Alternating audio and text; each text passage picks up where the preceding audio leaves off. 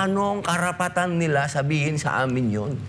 Medyo itong mga ito, para itong mga langaw na nakasakay sa kalabaw. Dapat pagsabihan yan ng aming impeachment court na pagbawalan yan sa... Wala silang karapatan eh, hindi ko nakikita. Meron na ba kayong nakitang piskal na binabanatan yung judge? Abi, pambihira. Dapat po ata makontempt yung mga ganyan. Yan po ang dapat mangyari. Kasi alam nyo, ang aking pakiusap, pag ako po nagsalita doon, meron, alam na, kilala nyo naman, mahirap magsalita kasi sa-judici tayo, no? Sana, panghawakan natin yung sinabi ni Patron. Gusto ko maintindihan ng taong bayan kung ano tong impeachment. Huwag nating daanin ito sa masyadong legal at masyadong Inglisan na mga salita. Kasi, di ba sabi nila para sa bayan nito, itong impeachment? O ba't ayaw natin ipaintindi? Dapat ipaintindi natin. Hindi tayo pwedeng... Sila tong sabi ng sabi, no, wag daw masyadong mag-technical. Pag nagiging technical ako, sasabihin naman nila. Alam nyo, ang hirap eh. Ang masasabi ko lang sa ating mga kababayan, kung panonoorin nyo po nung buo yung palitan ng salita, at ito naman, mahirap pong mag-umpisa doon kasi sa hearing dahil bawal po yan. Doon na lang po sa sinabi nila sa press con nila. Ang sabi nila sa press con nila, ang sinasabi ko daw, na one way, masyado naman kayong one-sided eh. Ang sinasabi ko po doon, kasi, bakit ang prosecution, binabanatan nyo ang mga senator judge? Hindi nyo dapat ginagawa yan. Kasi judge yan eh. Saan ka naman nakakita ng prosecutor, babanatan mo yung judge? Binabanatan nila yung mga nakakulong na senator judge. Si Jinggoy Estrada, Senator Jinggoy, tsaka si Senator Marcoleta. Banat sila, si Ridon, binabanatan na hindi dapat yan mag-participate. Binabanatan ni Dilima, hindi yan dapat mag-participate. Anong pakialam nila? Eh, rules namin yun. Dapat hindi dapat sila nakikialam doon. Yun yung sinasabi ko. Pinapayagan nyo yung mga may kaso na mag-witness dito. Pero yung mga senador na may kaso kako na hindi naman final and executory, wala pang nangyayaring hearing, ayaw niyong payagan ditong mag-participate. Anong karapatan nila sabihin sa amin yon?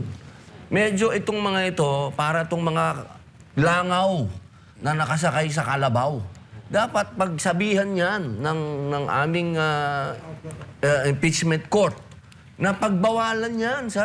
Wala silang karapatan eh, hindi ko nakikita. Meron na ba kayong nakitang piskal na binabanatan yung judge? Abi, pambihira. Dapat po ata makontempt yung mga ganyan. Yan po ang dapat mangyari. Kasi alam nyo, ang aking pakiusap, pag ako po nagsalita doon, meron... Alam na, kilala nyo naman, mahirap magsalita kasi sa-judici tayo, no? Sana, panghawakan natin yung sinabi ni Patron. Gusto ko maintindihan ng taong bayan kung ano tong impeachment. Huwag nating daanin ito sa masyadong legal at masyadong Inglisan na mga salita. Kasi, di ba sabi nila para sa bayan nito, itong impeachment? O ba't ayaw natin ipaintindi? Dapat ipaintindi natin. Hindi tayo pwedeng... Sila tong sabi ng sabi, no, wag daw masyadong mag-technical. Pag nagiging technical ako, sasabihin naman nila. Alam nyo, ang hirap eh. Speaking of sub-judice, Senator, yung bang ginagawa nilang mga press con na yan, araw-araw na press con na ginagawa nila, hindi ba yan inaantay ko nga yung spokesman ng impeachment eh. Inaantay ko nga magsalita eh. Ang ginagawa pa ng spokesman ng impeachment namin, ako pa ang binabanatan. Sabi ko, iba talaga ang panahon ngayon talaga. Ganon? Yung impeachment, si Tungol. Ako pa ang binabanatan. Alam namin yung puso mo, hindi pa politiko eh. Buti nakakatiis ka, paano mo nilalabanan? Iniisip ko na lang po yung taong bayan. Kasi pag ako pang nagsawa dyan, sino pa? Buti hindi ka nangungwelyo eh. Muntik na. Alam nyo, yun, matagal, tinanong yan eh, ni Pia eh. Sabi ni Senator Pia, May mga kasama kami na ganyan mag-threat. Di ba? Pero nakita naman ninyo, wala naman nangyaring ganon. Ibig sabihin, minsan pagka masyado nating siniseryoso yung mga bagay-bagay, yan ang ano eh. Dapat iwasan na lang yung mga satsat ng satsat kasi para... Pero alam nyo, actually, mas tama si Senator Robin doon sa sinabi niyan, dapat yung prosecution hindi one-sided. Kasi nasa ano yan, issue yan ng Supreme Court sa Sipiran na in-issue na kung saan ang primary job ng prosecution is not to convict but to give justice. Opo. So, ang mali talaga dyan yung mga humuhusga kay Senator Robin. Pero ito ang tanong, mukhang tinatarget talaga kayo ng, ewan ko kung sino tong tumatarget, pero handa ba kayong harapin at makulong din? Oo naman. Kulungan din nila ako matatakot sa kulungan. Ako ano yan eh. Kumbaga, dyan ako nag-Islam, dyan ako nag-Muslim, dyan ako bumait. Hindi ako matatakot dyan. Ang nakakatakot dyan, yung gagawang ka ng kaso. Yun ang ano. Kasi kung ako, nung nakulong ako, inamin ko, talagang siraulo ko ng panahon na yun, dapat ako makulong.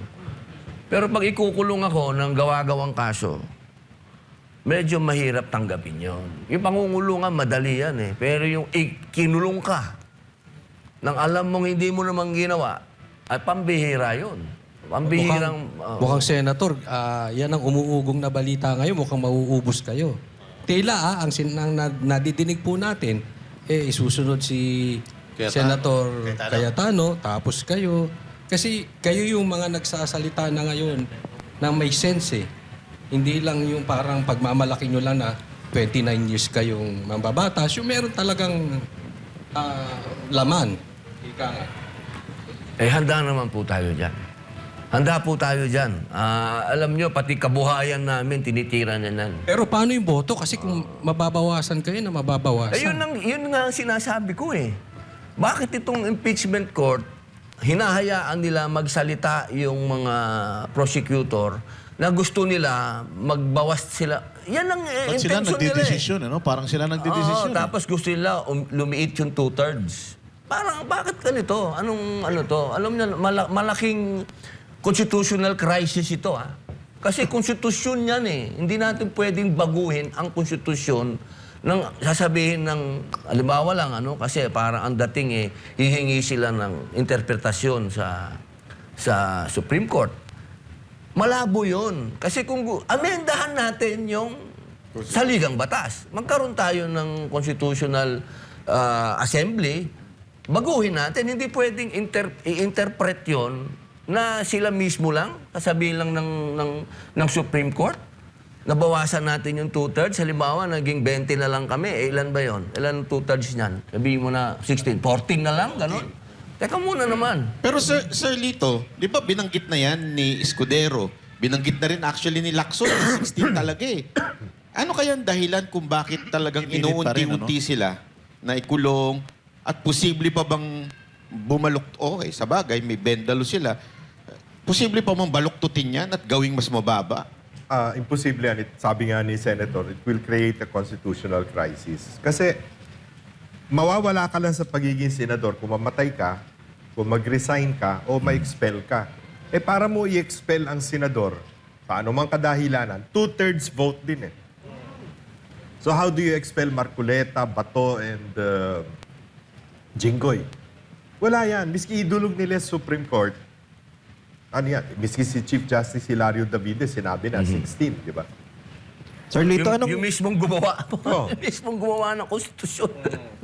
Sir Lito, anong nakikita mong resulta o parang bilang isang strategist? Ano ba to? Bakit ang init-init lagi nila dito sa impeachment na to? Kasi May mga bagay pa dapat unahin. Planado ito, antimano eh. Ito'y conspiracy talaga dahil nga una, walang kandidato ang administrasyon sa 2028. O kita mo nga, pinakamataas si Vince Dizon, 1%.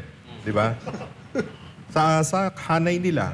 Pangalawa, kung hindi man nila ma-convict si Inday Sara, sisiraan nila na sisiraan in the hope na yung numbers niya bumaba. Itong mataas pa. Speaking of planado, sa tingin niyo po ba dito, from the beginning, pinagpaplanuhan na talaga nilang uwasakin o pabagsakin si BP Sara? From the very beginning. Kaya din ganyan ang galit ni Inday Sara eh. Kasi na-discover niya later na talagang pinroject siya. Kaya siya galit na galit. Kasi she joined in good faith. Aminin naman natin, kung hindi naman pumayag si Inday Sara na mag-busy kay BBM, mananalo ba si BBM? Oy, kami ni Banat, ni Bayna kay Isko nun. No?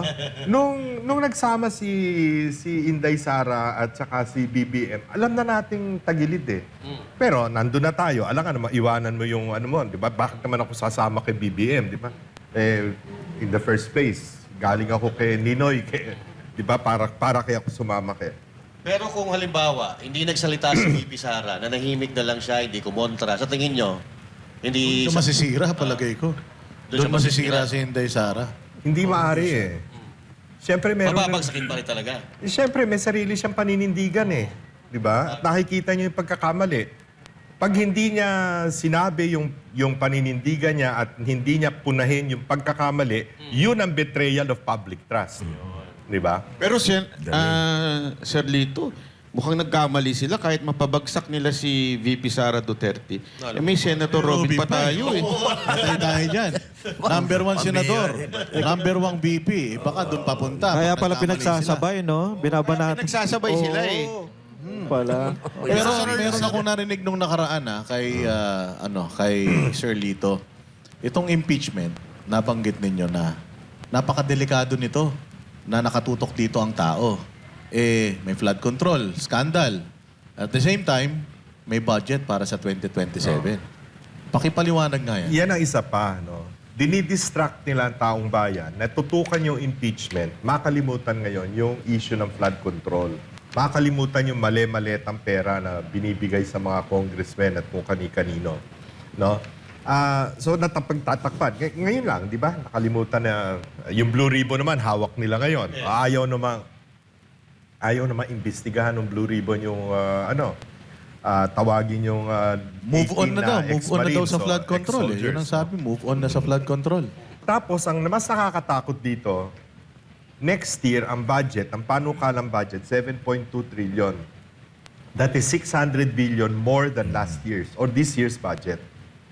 Pag nakatuon ng pansin ng tao sa impeachment, baka mag-fast break na naman sila na kung ano na kagaguhang unprogrammed allocations na naman. Imbis na flood control ngayon, farm to market roads naman. Kaya kailangan bantayan.